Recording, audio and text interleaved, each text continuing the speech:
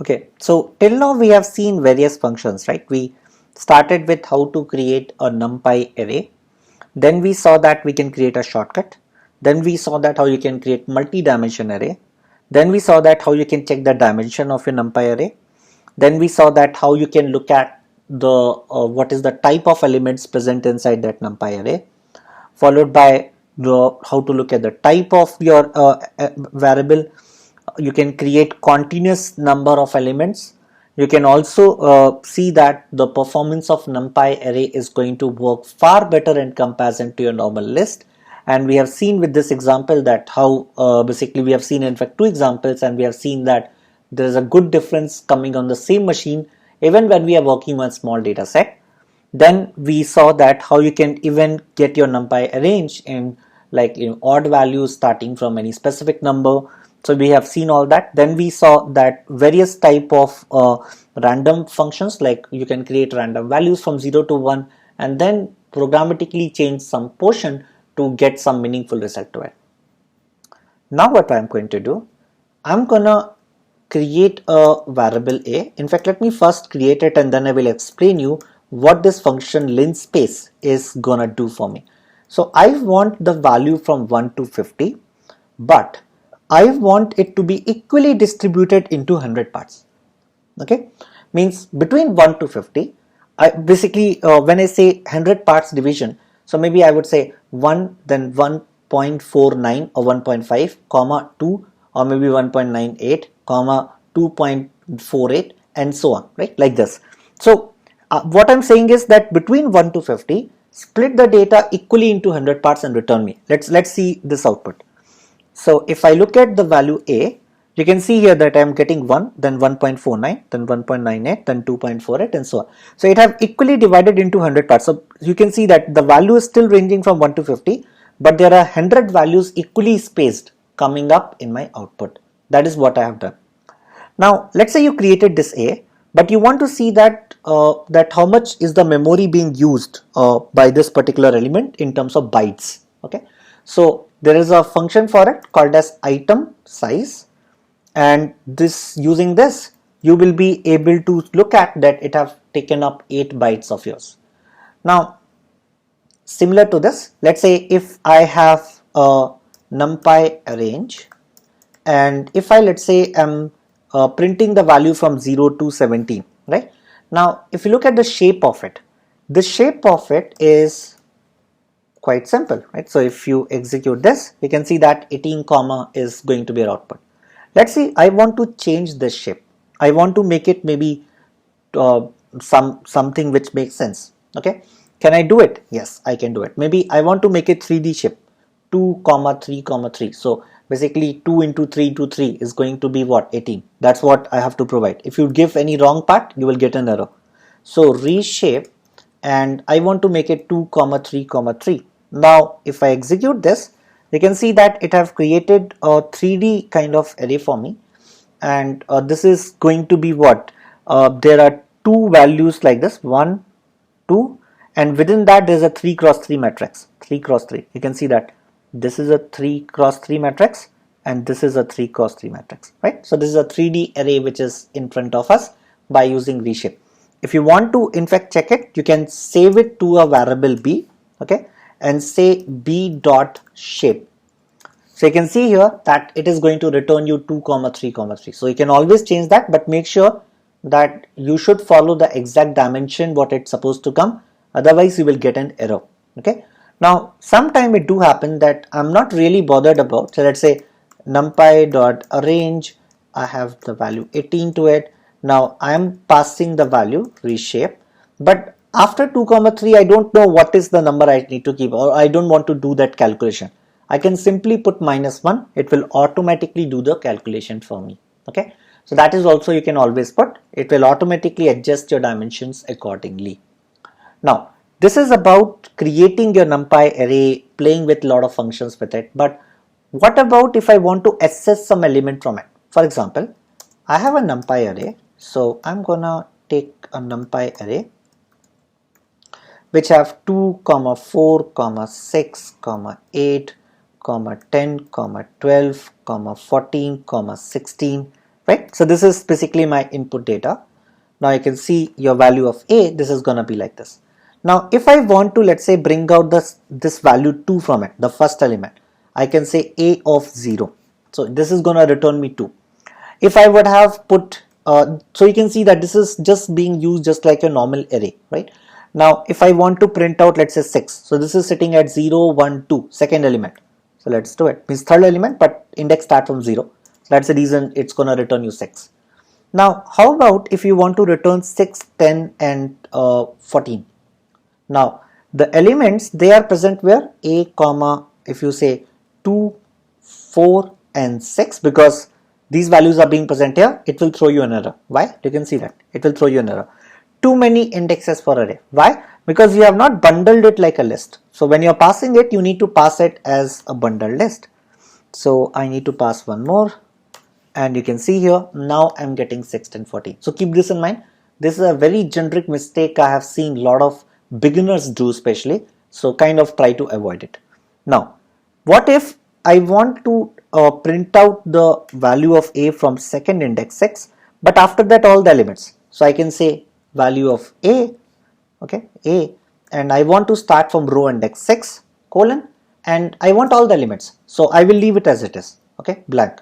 So if I leave it as a blank, it will take all the elements to it. Let's say I want to stop, maybe this is second, this is basically 8, this is 10, so this is the fifth index. So maybe I want to stop at fifth index, start from second index and stop at fifth index. In that case, you can pass it. You can say 2 to fifth index, and this is gonna work exactly in the same way what we were expecting. Now, similar way, if I want to print out the value but hopping over every two indexes. So I can do that by saying start from 0th index but hop over 2 index, basically 2, then after that hop over this 2 indexes after that. So after 2, just jump over this 4 value, go to 6, then jump over this 8 and go to 10, so like that. So now if you do like this, you're gonna exactly get the output what is desired output. Okay, so this is how you can play and assess the elements for your NumPy array. Let's do few more things for the 2D array part now. So let's say if I say np dot array, now what I'm gonna do, I'm gonna pass some value to it, 1 2 3 comma 4 5 6 comma 7 8 9. I'm just randomly keeping some values to it. Okay, so I got the value A. Now if I print it, this is how the output looks like, right? Now let's say I want to print the value 9 now. Now in that case, it is now a 2D array. So I have to say 0 1 2 index here and 0 1 2, this is a column index here. So this is going to be 2 comma 2. So I have to say A 2 comma 2. This is gonna return you what? 9, right? So this is how you need to work when you're working with respect to column indexes. Similarly, let's say if you say that I want all the values greater than 2. So in that case, wherever this condition is going to be true, it will return true part, otherwise it will return false. Similar way, if you want to also put some conditions, you can always do that. You are most welcome. A greater than 2 and A less than 5. So if you do this, you will notice that it's going to return you the value whatever is following this condition. Okay, so this is how you can play an SS of your NumPy array. How about if I want to play with some subset of array? Okay, so let me explain you what I'm going to do now. So I'm going to do some changes to my NumPy array. So what I'm going to do, let me take up np dot range, and I'm taking the value from 0 to 9. So now what I'm going to do, if I assign the value b is equal to a, okay, this is very interesting component, please watch it carefully. Value a is this, okay, value a is this, but value b is this. Now if I say that value of b I'm changing, not changing the value of a, but I'm changing the value of b to, let's say, 11. Okay, so when I basically did this and printed out the value of b here, you can see that when I'm seeing the value, I'm getting this 11. But if you see the value of a also, it got changed, right? This is interesting. How come that happened? Because in NumPy array, if you assigned an array to another array, it's still pointing to the same location. So what is happening? You have put the value to this and you have assigned the value A, and here you kept 1, 2, 3, so on. But when you assign this value B is equal to A, you have not created anything new. You have not created any new object, but instead it is just basically assigning a pointer to it B. That's it. So if you do any change in A or B, it will impact the other. Okay. So that's what the reason you are getting this sort of output. There's a way to handle it. I will explain you up, but keep this in mind. And if you want to confirm whether A and B both are sharing the same memory location or not, you can always do that. You can say numpy dot shares underscore memory, and you can say A comma B, and you can see that it's returned true, means they both share the same part of the memory. Like this, you can always go and check that. Now, how to handle this? How let's say I don't want A and B to share the same memory location, but instead I want both of them to create their different copy of object. So in this case, again let me create numpy dot arrange the value 10. Okay. Now instead of saying B is equal to A, I would say B is equal to A dot copy. What this is gonna do, it's gonna create a separate object B now, not the same object but the different object. So now if I do B0 of 11, this is not gonna impact my A at all. So if I do a B, I will get this. If I do an A, I will still get my old A value. And in fact, if you want to again check whether the memory locations are same or not, you can always say np dot shares memory, and if you pass A comma B to it, you will notice that it is gonna return me false. Okay. So this is how you can always go and cross verify whether they are sharing the same locations or not. Let's perform some more operations. So what I'm going to do now, let's say I have an array A, np dot array. I'm going to pass my elements to it, 1, 2, 3. In fact, let me put it in this format, otherwise I will get an error. Okay. Now I have to say 4, 5, 6. Let me close them up. I got my array A. You can see that this is my value. I want to transpose it. Transpose means make all my row as columns and make all my columns as rows. So if I do this, you can see that 1, 2, 3 came now in this format, 4, 5, 6 are coming like this, right? So from 3 cross 2, it became 2 cross, from 2 cross 3, it became 3 cross 2, right? That's what this transpose is going to do for you. Now let's play around few more things with it. For example, I have an array B where I'm passing np dot array, and here I'm passing my data point, let's say 7, 8, 9, and I'm passing some more value, let's say 10, 11, 12. Okay, let me execute this. So I have A, which is this, I have B, which is this. If I say is A equal to B, okay, I'm comparing each element one by one of A and B.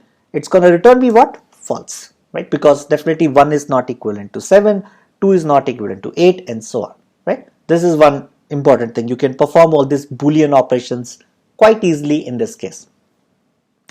Similarly, if I want to vertically stack one over the other, means I have this A like this, right? I have this A. Now below this A itself, I want to stack this, means I want to say 7, 8, 9, 10, 11, 12 like this. I want to stack these elements one below the other. Can I do that? Yes, there is something called as vertical stack which can help me achieve this. So I can say numpy dot v stack, and I can just pass the value A comma B to it, and you can notice that it got vertically stacked like this. Similarly, there's a horizontal stack where it will just put it in the horizontal side. So I can say np dot x stack, and I will just pass A comma B, and you can see that it's going to return you the horizontal stack of your output. Okay, so that's how you can basically get your horizontal stack of your outputs. Now similarly, let's perform some more mathematical operations to it. So let's say again, if I take np arrange from 1 to 10, okay, So you can see that it's very simple, right? Basically, we are just we have some inbuilt function, a very convenient function, and we are just using it as it is. Now, let's say on this a, I want to perform some operations. For example, I want to get the sign value of this. So I can say numpy dot sign of a. This is going to return me all the sign value of your a, right? Similarly, if you want to apply cos theta and all on this, so you can get cos of a, you can get even this output. Similarly, if you want to do an exponential of your data, you can say np.exp, which is for exponential, and you can get all the exponential values. Now, all the values of a, let's look at it. Again, I want to sum them up. I want to add all the values present in it. You can say np.sum. I can pass the value a to it. It will just sum up all the values. I want to get all the median value to it. I can say np.median, and this is going to return me the median value for it. Similarly, if you want to check the standard deviation, if you don't know about all these things, what is mean, what is median, what is standard deviation, we're gonna learn each and everything while going further. So don't worry about it. We're gonna learn each and everything about it. So even I can say a.tstd, you can see that this is how we can get your output, right? So this is interesting, right? If you look at it, we are able to perform all these things so easily in this case. Now let me create another array. If you go back to np.arrange, now I'm going to take the value from 0 to 9, and I want to reshape my vector from 3 cross 3. Okay, so if you look at a, this is going to be your data. Now one thing which I want you to basically notice, let's say I want to get the basically I would like to get the determinant of my matrix. So this is a matrix for which I want to calculate a determinant or inverse. Now these things are readily available if basically if you are going to use linear algebra package. So if you say determinant of a, you can see that it's returning me this.